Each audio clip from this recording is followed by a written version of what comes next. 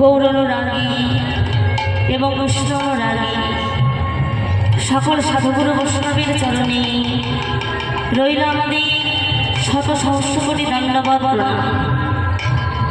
এখানে যত পিতৃবর্গ আছে এবং মাতৃমণ্ডলী আছে তাহাদের সবাকার চরণে রইল শত সহস্র কোটি ধন্যবাদ। চলুন আজ সকলে আমরা একটু গৌর কথা আস্বাদন করব। তা সেই গৌর কথা আস্বাদন করার পূর্বে সকলে একবার দুটি বাহুতলে নিতাই গৌরে প্রেমানন্দে হরি বল হরি বল হরি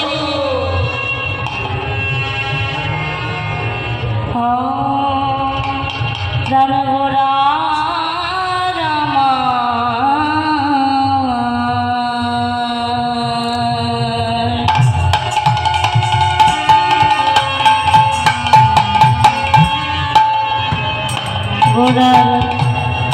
কোন ভাব মনে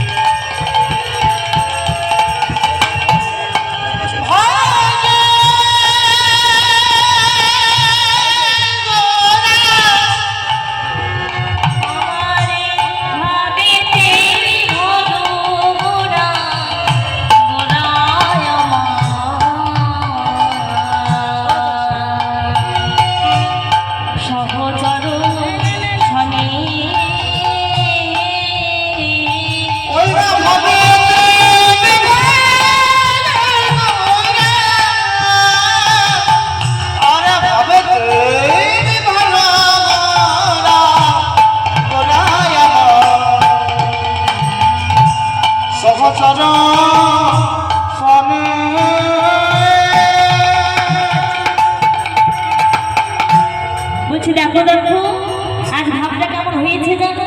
ভাব বোঝা তো যায় না, বোঝা তো যায় না, কোনে ভাবে উদয় হলো বোঝা তো যায় না, কোনে ভাবে উদয় হলো বোঝা তো যায় না, কোনে ভাবে উদয় হলো বোঝা তো যায় না, কোনে ভাবে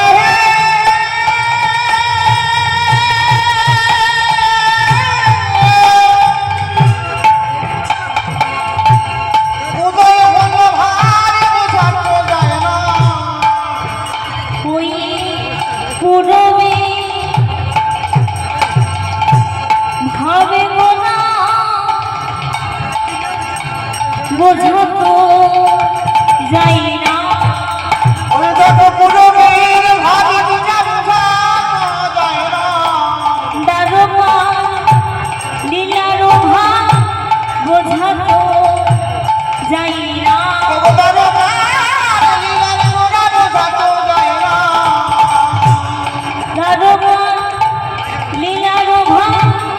বোঝা তো যাই না।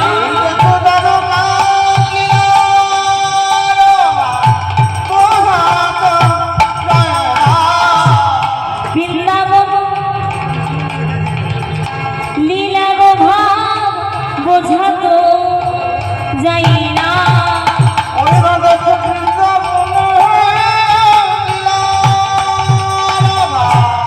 ও বই আমার গোলানো ভাব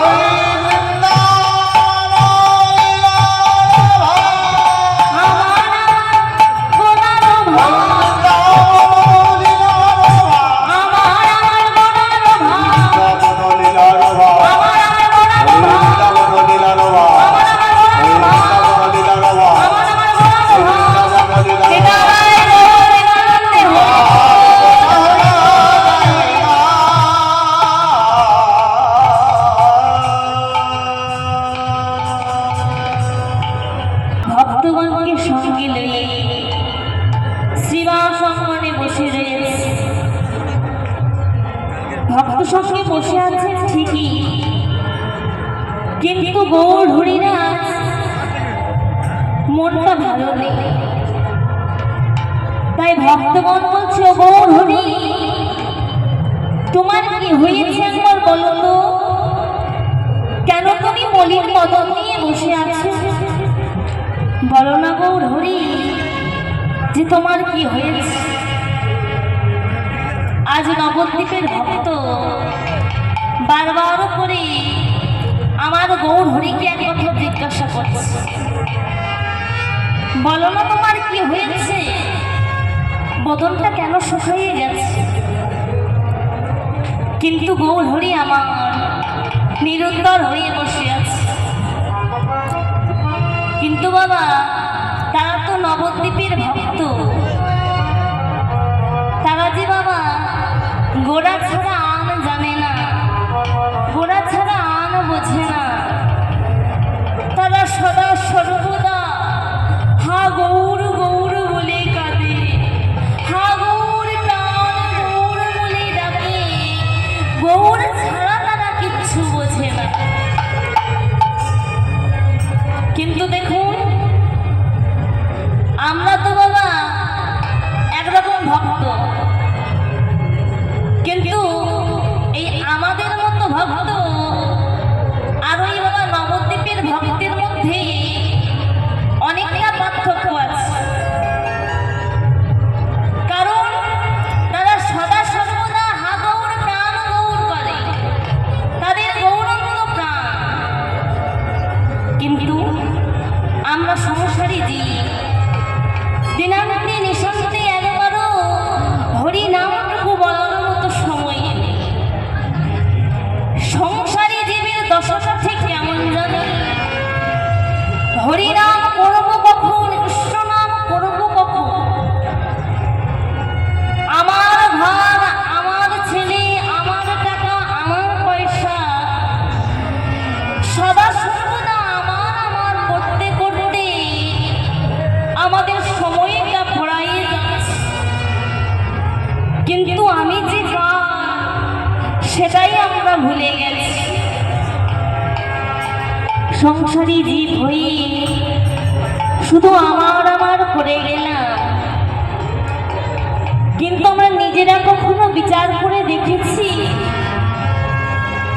যখন আমরা ধরাতে এসেছিলাম সেই দিন কি সঙ্গে করে কিছু নিয়ে এসেছিলাম?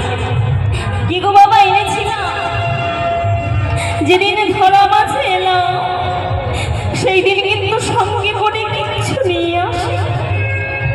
তাহলে এবার আপনারা বিচার করে বলুন, তাহলে ইহ জগতে যা কিছু সব আমার বলি কেমন করে? আমার ঘর আমার বাড়ি আমার টাকা আমার পয়সা আমি তো কিছু সঙ্গে করে নিয়ে আসি, তাহলে সব কিছু আমার হলো কি করে?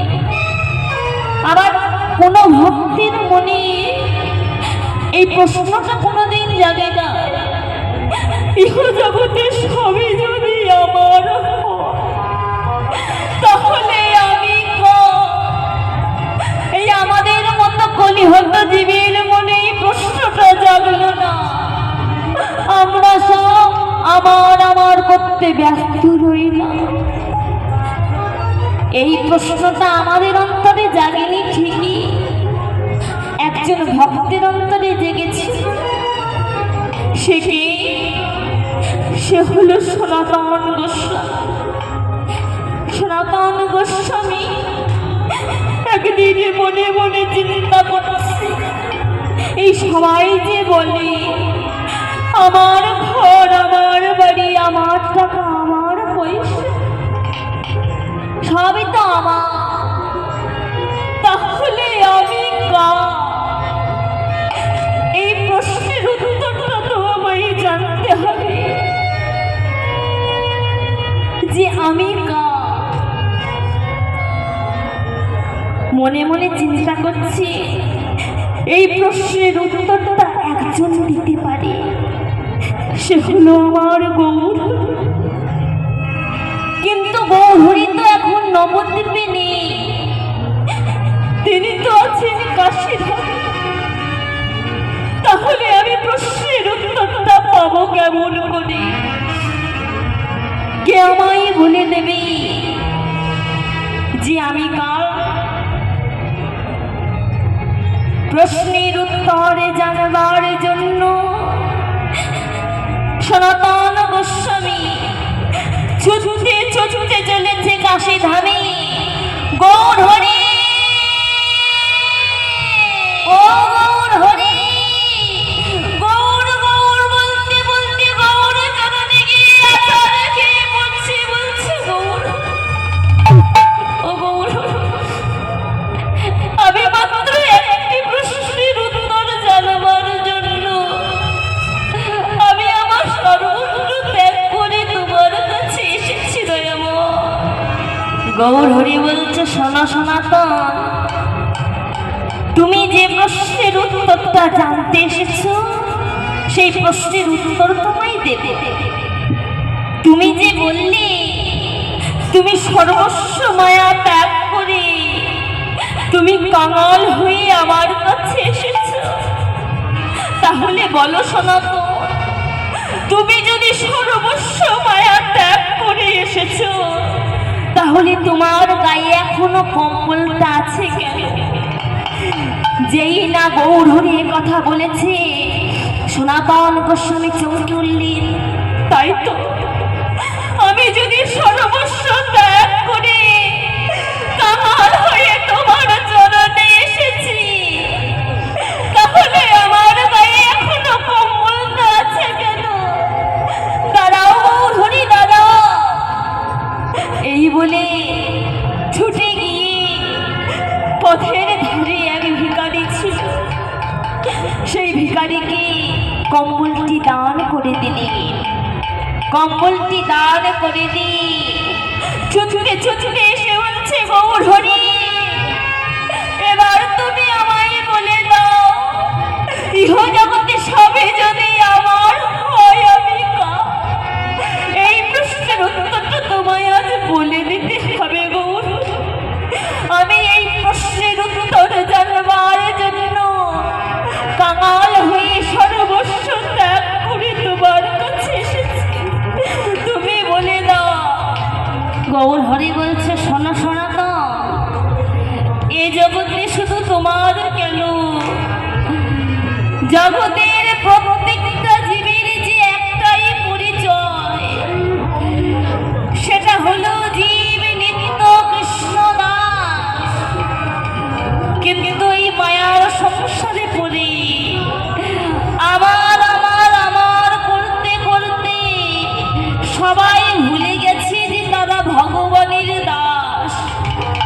তারা আবার আবার করতে করতে সকলে যে মায়ার দাসে পরিণত হয়ে গেছে। গৌরহরি, তুমি যখন বলেই দিলে আমরা হলাম জীব নিত্য কৃষ্ণ দাস, ভগবানের দাস, তোমার চরণে একটাই মিনতি, তোমার চরণে যেন আমায় ঠাঁই দিও, যেন চরণ ছাড়া করে দিও না। শুধু এ জন্মে নয়, প্রতি জন্মে জন্মে যেন তোমার চরণের দাস হয়ে থাকতে পারি। গৌরী দেখো যেন চরণের দাস হতে পারি, চরণের দাস করে